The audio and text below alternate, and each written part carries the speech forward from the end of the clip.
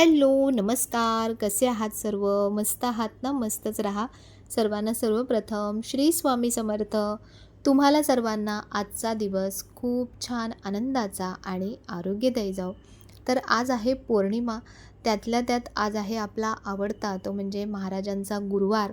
तर म्हणून आजची पूजा खूप छान अशी म्हणजे आजचा दिवसच इतका छान आहे ना, तर म्हणून पूजासुद्धा छानच झाली पाहिजे. तर ज्या आपल्या फराळवाल्या ताई आल्या होत्या बघा, त्यांनी असे खूप सारे छोटे-छोटे वस्त्र आणखीन छोटे-छोटे असे स्वामींना लागतात ते. हे थोडे वेगळ्या प्रकारचे वस्त्र आहेत, म्हणजे शेले असतात ना, तशा पद्धतीचे आहेत हे. तर हे स्वामींनासुद्धा घालू शकतो. मी एक जो मोठा शेला आहे माझ्याकडे, तर तो बाप्पांना घातला. कारण त्यांच्या साईजला अगदी परफेक्ट आहे. तर याच्यामध्ये त्यांच्याकडे साईजसुद्धा आहेत, कलरसुद्धा अवेलेबल आहेत. तर मी हे सविस्तर तुम्हाला आरामात व्यवस्थित दाखवेन. आता फक्त आज पौर्णिमा होती म्हणून मला चेंज करायचं होतं, तर म्हणून मी घातलं. आणि ह्या ज्या माळा आहेत, तर ह्या मी ममताताईकडून बनवून घेतल्या आहेत पुन्हा. कारण तिने मला ज्या ह्या पाठवल्या होत्या ना, तर ह्या सगळ्या वेगवेगळ्या रंगाच्या होत्या आणि मला सगळ्या देवांसाठी सारख्या रंगाच्या माळा हव्या होत्या. तर म्हणून मी तिला म्हटलं होतं, मला गोल्डन आणि लाल रंगाची म्हणजे माळा हव्या आहेत, मरून कलरच्या. कारण जेव्हा डार्क कलरचं आपण वस्त्र अंतरतो, तर तेव्हा मी गोल्डन कलरच्या माळा घालणार आणि जेव्हा लाईट कलरचं वस्त्र अंतरतो, तर तेव्हा लाल रंगाच्या माळा घालणार. तर अशा पद्धतीने माझ्या डोक्यात होतं ते, म्हणून तिने मला छान ह्या माळा बनवून पाठवल्यात. आणि ज्या आपण रेडीमेड माळा घेतो ना, तुम्ही बघा काही वेळाने त्या काळ्या पडतात, खराब होतात, त्यातले मोती मणी पण असे काळपट होतात.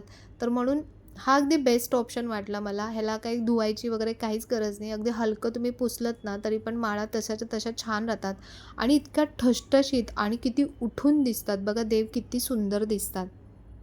तर फुलं आणि गजरे ठेवण्याच्या आधी म्हटलं पहिले तुम्हाला एक छान असं दाखवू, की कशा दिसतायत, किती उठून दिसतायत आणि माझ्या या प्रत्येक मूर्तीला त्या माळा अगदी परफेक्ट बसल्या आहेत. म्हणजे तिने स्वामींसाठी ॲक्च्युली बनवून पाठवलं होतं खरं तर. पण सगळ्या देवांना मी घातल्यात आणि सगळ्या देवांना खूप सुंदर दिसतायत. तर कालच्या व्हिडिओमध्ये धूपाचे बरेच प्रकार मी तुम्हाला दाखवले. त्यातल्या त्यात हा जो मी लावते तो म्हणजे वाटी धूप आणि त्यामध्ये आता मी घालणार आहे तो म्हणजे हा आरतीचा पवित्र पूजा धूप. हा बाप्पा मोरया स्टोअरमध्ये अवेलेबल आहे. मी तिकडूनच मागवला आहे. जो गुगुळ म्हटला जातो ना, जो प्रॉपर धूप असतो आणि त्याचा एक वेगळाच शांत आणि छान असा एक सुगंध येतो. खूप जास्त पण याचा वास आला ना, म्हणजे सुगंध आला ना, तर तो जास्त पण चांगला नसतो. घशाला कधी-कधी त्रास देतो. म्हणून जो ओरिजिनल धूप असतो ना, तो खूप अगदी तीव्र नसतो. तुम्ही बघा. तर हा धूप मी काय करते, असं जे वाटी धूप जळतात ना, त्याच्यामध्ये घालते. म्हणजे त्याच्यासोबत तो छान जळतो आणि मस्त त्याचा धुपाचा असा खूप छान असा सुगंध संपूर्ण असा घरभर दरवळतो.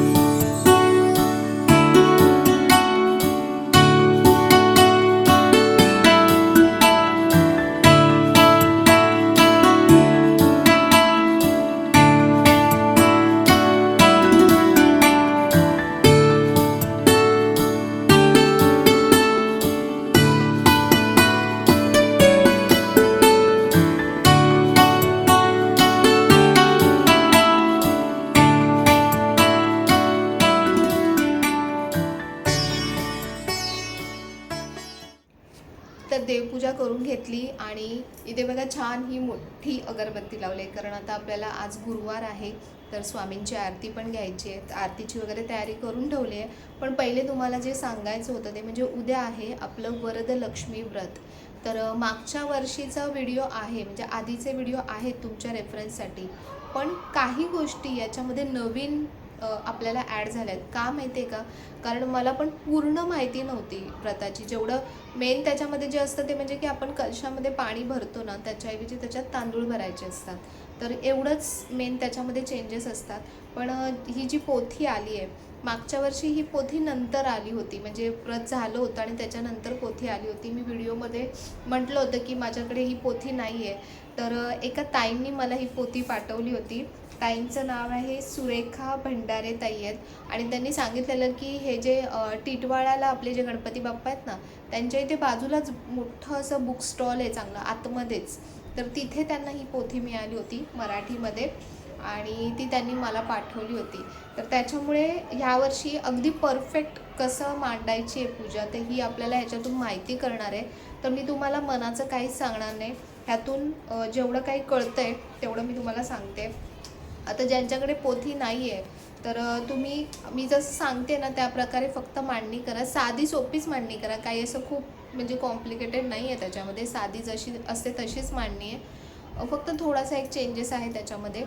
आणि जी कथा आहे ती तुम्ही ऑनलाईनसुद्धा वाचू शकता. तुम्ही आता गुगलवर सर्च केलं तर तुम्हाला कथा मिळेल.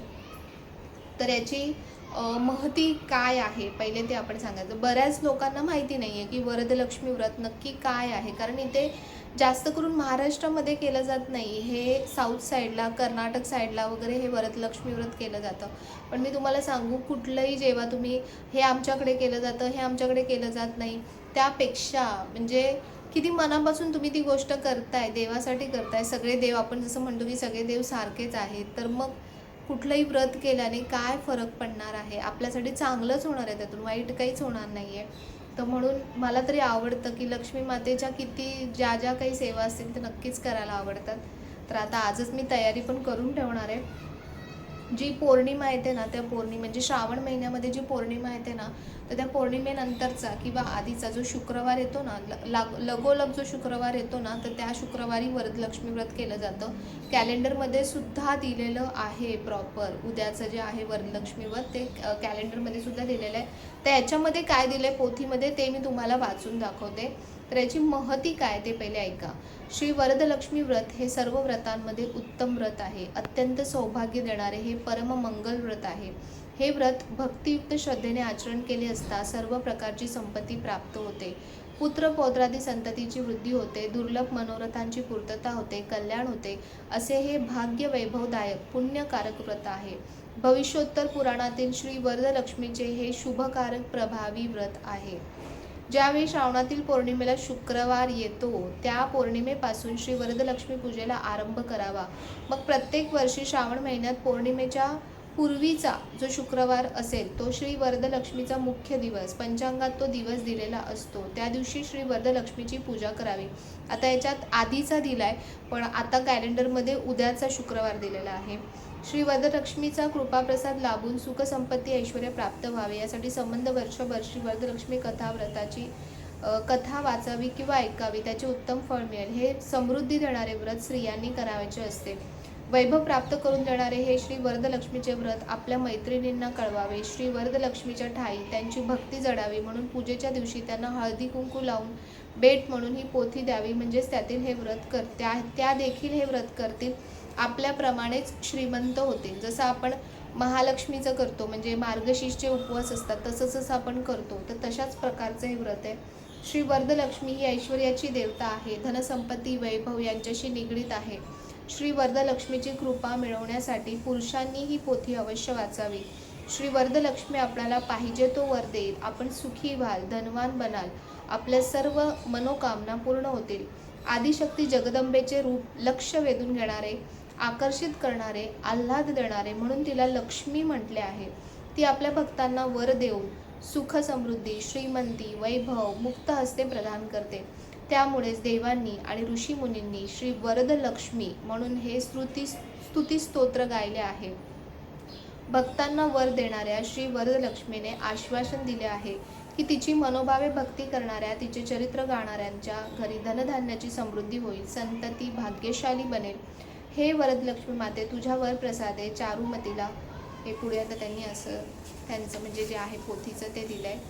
पूजेविषयीची माहिती काय काय आहे ती मी तुम्हाला थोडक्यात ह्याच्यात जे दिलं मी तेच वाचून दाखवते तुम्हाला. हे व्रत श्री वरदलक्ष्मीचा वरप्रसाद लाभावा म्हणून करावयाचे असते. व्रत करणाऱ्या स्त्रीने मनाने आनंदी, शरीराने शुद्ध आणि स्वच्छ असावे. श्री वरदलक्ष्मीची पूजा एकटीने करावी किंवा पती पत्नी या दोघांनी पूजेस बसण्यास हरकत नाही. ही पूजा करताना कोणतेही विचार मनात आणू नये, शांत चित्ताने पूजा करावी. श्री वरदलक्ष्मीची पूजा सकाळीच करावी. पूजिकेने स्वच्छ नऊवारी साडी नेसावी, हे पूर्वीच्या काळाचे बंधन आहे. कपाळी कुंकू लावावे, टिकली लावू नये. अंगावर सौभाग्य अलंकार घालावेत, हातात काचेच्या बांगड्या व अन्य भूषणे घालावीत, या पायात जोडवी, मासोळ्या, पैंजण यासारखी भूषणे असावीत. हे कशासाठी दिलंय की पूजा करताना आपण पूर्ण साज शृंगार जो आहे ना तो करून पूजा करायची म्हणून त्यांनी दिले. आणि पूर्वी या गोष्टी खूप जास्त व्यवस्थित फॉलो केल्या जायच्या. श्री वरदलक्ष्मीची पूजा ज्या जागेवर करावायची ती जागा गाईच्या शेणाने सारवावी. फरशी असेल तर ओल्या फडक्याने पुसून घ्यावी. पूजा पूर्वेकडे किंवा ईशान्य दिशेकडे मांडावी. घर स्वच्छ करावे, जिकडे तिकडे तोरणे बांधावीत, आरास करावी, रांगोळ्या काढाव्यात, घर सुशोभित करावे. पूजेच्या दिवशी घर शृंगारलेले असावे असा नियम आहे. जमिनीवर स्वस्तिक काढावे, त्यावर चौरंग ठेवावा, सभोवती रांगोळी काढावी. पूजेकरता सर्व नवीन भांडी घ्यावीत. नवीन भांडी म्हणजे भांडी आपली छान घासून पुसून स्वच्छ घ्यावीत. चौरंगावर सवाशेर गव्हाची रास करावी, त्यावर नवीन कलश स्थापून त्यात तांदूळ भरावेत. कलशाच्या भोवती वस्त्र गुंडाळावे. आता जिथे गव्हाची रास दिली आहे तिथे तुम्ही तांदूळ सुद्धा ठेवू शकता. कलशाच्या भोवती वस्त्र गुंडाळावे. कलशात पल्लव, फुले, सोने वगैरे व्हावे. कलशावर पूर्ण पात्र ठेवावे म्हणजे तामण ठेवायचे, त्यावर तांदूळ भरून वस्त्र पसरवावे. त्यात चतुर्भुज अशी श्री वरदलक्ष्मी देवीची सुवर्णाची प्रतिमा स्थापन करावी. श्री वरदलक्ष्मीची पूजा या पुस्तकातून पौराणिक मंत्र म्हणून करावी. पूजा शास्त्रोक्त पद्धतीने विधीपूर्वक व्हायला हवी. षोडोपचार पूजा करावी. पूजेपूर्वी घरातील देवाची पूजा आपल्या यजमानास करण्यास सांगावी. त्यानंतरच श्री वरदलक्ष्मीची पूजा करावी. पूजेपूर्वी घरातील सर्व मंडळींनी वडीलधाऱ्या मंडळींना नमस्कार करावा. नंतर पूजेला बसावे. 21 जातीची पाने म्हणजे पत्री 21 प्रमाणे देवीला वाहावी. 21 अनारसे, 21 वडे, घारगे किंवा मोदक इत्यादी नैवेद्य तयार करून देवीला अर्पण करावा. नंतर त्यातील 5 देवींजवळ ठेवावेत. इतर प्रसाद म्हणून सर्वांना वाटावेत. श्री वरदलक्ष्मीची पूजा झाल्यानंतर या पुस्तकातील सार्थ व्रतकथा वाचावी. या कथेच्या श्रवणाचा लाभ सर्वांना घेऊ द्यावा. त्यानंतर त्याच कथेचे प्राकृतात ओवीबद्ध असलेले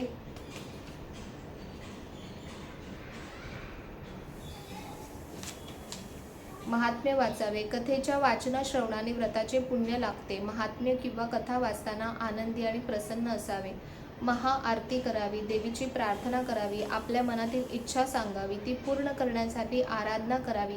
देवीची नवीन आरती व प्रार्थना पुस्तकात दिली आहे. दिवसभर श्री वरदलक्ष्मीचे नाव मुखात असावे. श्री वरदलक्ष्मी समोर आपली कला दाखवावी. आपल्या अंगी जे कलागुण असतात ते देवीला अर्पण केल्यास त्याच्या जागी देवी सौभाग्याचे पुण्य भरून ठेवते.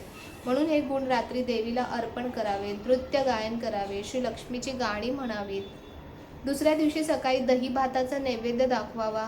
आरती करावी. देवीजवळ मागणे मागावे. नंतर देवीवर अक्षता टाकून देवीला बाजूला ठेवून इतर निर्माल्य वाहत्या पाण्यात सोडून द्यावे. जी सुवासिनी श्री वरदलक्ष्मीची भक्ती करते तिला देवी अखंड सौभाग्याचे, सदैव पतिसौख्याचे, विपुल वैभवाचे, अपार ऐश्वर्याचे, अगणित द्रव्याचे दान देते.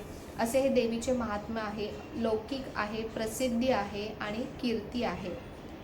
तर अशा प्रकारे पूजा मांडायची आहे. तर मागच्या वर्षी जी मी पूजा मांडली होती ना तर त्याच्यामध्ये मी फक्त कलशामध्ये तांदूळ भरले होते आणि मग वरती नॉर्मल जशी आपण पूजा मांडतो म्हणजे वरती मी नारळ ठेवला होता आणि मग मुकुट लावला होता आणि वस्त्र लावले होते.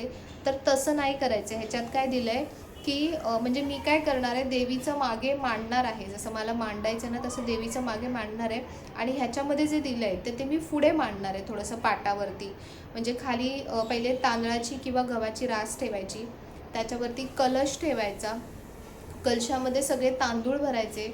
त्या तांदळामध्ये तुम्ही जसं यांनी सांगितलं आहे की पान, फूल, सोनं, चांदी तुम्हाला जे त्याच्यामध्ये टाकायचं तुम्ही टाकायचं. त्यानंतर नाणं वगैरे, सुपारी जे आपण टाकतो.